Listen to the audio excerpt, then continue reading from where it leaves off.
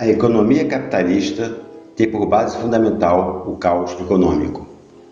Em busca da liberdade de mercados e da livre concorrência, onde a mão invisível do mercado vai regular preços e demanda, o capitalismo vai se adaptando às mudanças históricas e projetos governamentais que se multiplicam ao longo do tempo.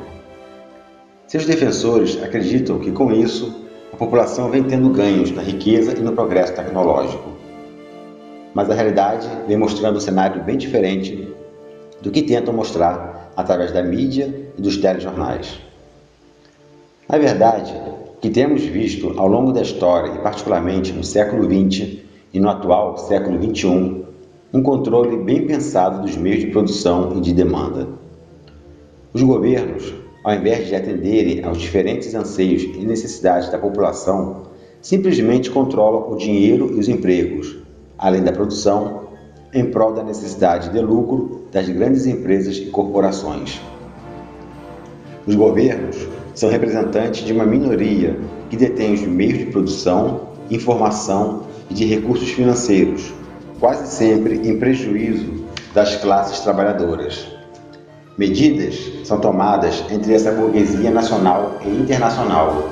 Quando muito, vemos conflitos entre elas, até causarem guerras, como foram as duas grandes guerras mundiais, guerras imperialistas. Medidas extremas são tomadas friamente, pouco importando as consequências para as pessoas de um modo geral. Um bom exemplo foi a crise do petróleo em 1973. Revoltados com a derrota da guerra de 1967, os países árabes, formadores do cartel da OPEP, simplesmente quadruplicaram o preço do barril do petróleo, acarretando uma crise capitalista mundial que é dependente dessa matéria-prima principal, que move toda a indústria baseada em combustível fóssil, sem falar nos automóveis.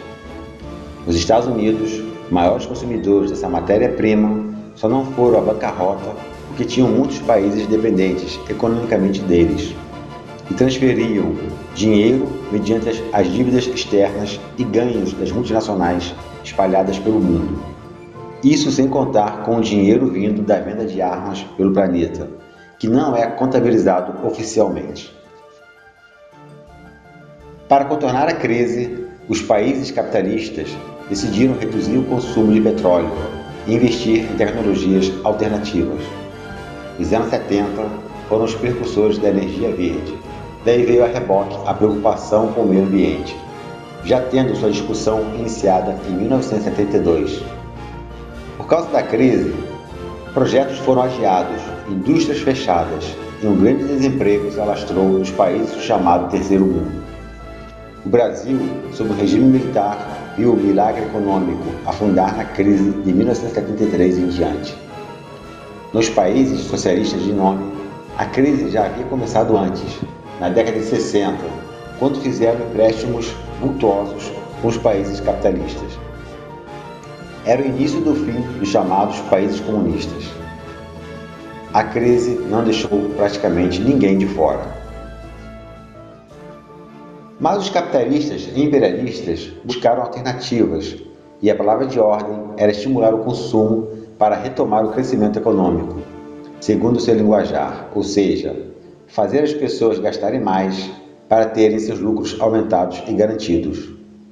Para isso, era necessário que as empresas multinacionais, ou até mesmo nacionais, pudessem operar sem barreiras. Era preciso mudar o tipo de Estado, era preciso reduzi-lo. Após o surgimento dos neoliberais do início do século XX, com uma preocupação mais social e com o Estado mais ativo na economia, ao invés de sua ausência defendida anteriormente pelos liberais clássicos, esse neoliberalismo se modifica ao longo dos anos. Na década de 70, o Chile, da ditadura de Pinochet, inaugura o neoliberalismo, onde a iniciativa privada teria um papel fundamental na economia, conforme o pensamento de um grupo de 25 jovens, alunos da Universidade Católica do Chile, mais conhecido como Chicago Boys, porque fizeram sua pós-graduação na Universidade de Chicago e foram profundamente influenciados pelos pensamentos conservadores e liberais radicais de pensadores como Milton Friedman, da Escola de Chicago, e de Hayek, da Escola Austríaca. Após a implementação das políticas econômicas dos neoliberais, que pregavam ajuste fiscal, privatização, encolhimento do Estado e recuo ou anulação das políticas sociais, o Chile viu um certo crescimento econômico e controle inflacionário nos primeiros anos. Isso despertou a atenção da líder conservadora inglesa Margaret Thatcher, que desde os anos 60 já defendia um liberalismo econômico radical e a ausência do Estado na economia. Os ingleses trocaram os trabalhistas pelos conservadores. Como isso foi possível? Os trabalhistas estavam no poder desde os anos 60 e mantiveram como ordem do dia o chamado Estado de Bem-Estar Social, onde as necessidades básicas da população, como saúde, educação, moradia e etc., eram fornecidas pelo Estado. O povo inglês tinha um padrão de vida elevado em comparação aos países vizinhos, mas sua economia estava desacelerada para os capitalistas de lá, pois não havia tantos lucros. A burguesia estava paralisada, não havia onde investir e nem como investir, pois havia um concorrente de peso, o Estado. A classe alta reclamou deste estado de coisas, pois a ajuda financeira vinda do Plano Marshall para reerguer a Inglaterra e outros países já perdera sua razão de ser, pois agora a Inglaterra tinha condições de investir em novos negócios e competir com outras nações, argumentavam. Mas o Estado estava pesado e nem podia se mexer. Logo, a iniciativa privada estava paralisada com esse estado de bem-estar social. Era a hora dos trabalhistas saírem, diziam. Começou uma forte campanha conservadora e Margaret Thatcher chegou ao poder nos anos 70. Começou a enfraquecer e diminuir o Estado, mas nem as greves e passeatas dos trabalhadores detiveram sua ânsia neoliberal e muitas estatais foram privatizadas. A Inglaterra mudou e a mídia internacional e mesmo inglesa deram homenagens aos seus feitos, pois modernizaram a economia inglesa, conforme diziam. Era a onda neoliberal, traçada desde os anos 60 em universidades estadunidenses. A economia se tornou ágil e houve uma melhora no modo de vida, mas foi apenas aparente. O lado ruim não foi mostrado ao mundo até os anos 90, quando o barco neoliberal começou a fazer água e novamente os trabalhistas voltaram ao poder.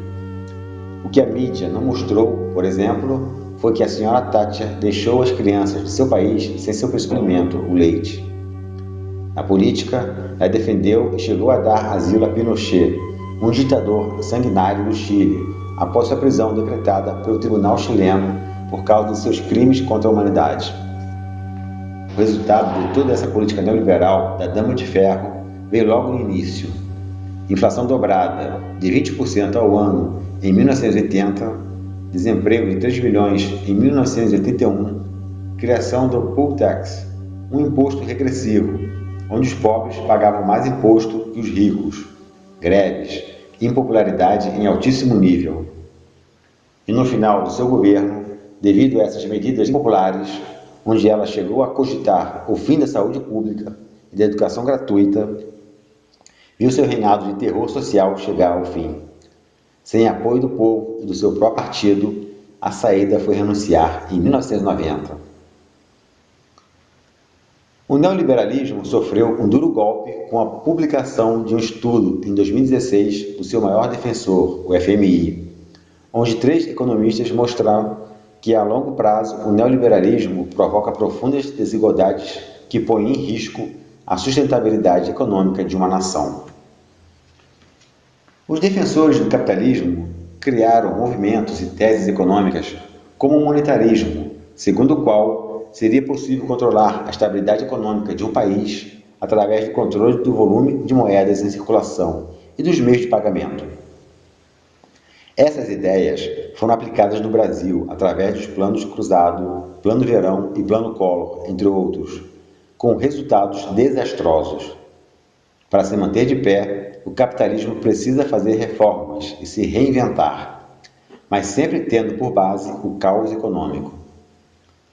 Cada país capitalista ou blocos econômicos capitalistas buscam sempre harmonizar o interesse de poucos, normalmente os donos dos meios de produção e financiamento com a exploração das massas, de modo que estas não se rebelem e nem percebam que são exploradas.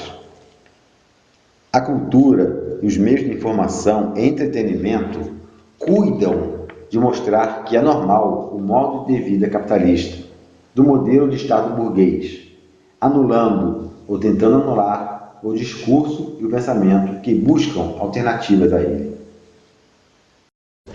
Over the last 30 years, we've been in a system that has been very crisis-prone, and the crises have nearly always focused on fictitious values. Debt, in particular, has been one of the big ones. Many of the crises have been urban crises because a lot of urban investments are speculative investments.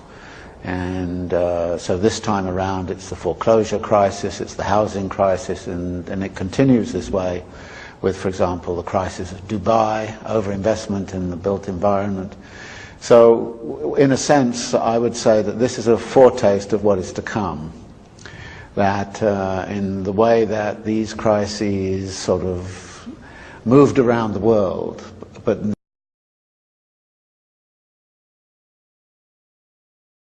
eventually becoming more global, that I think that pattern is likely to be resumed unless we see a radical reconfiguration of capital.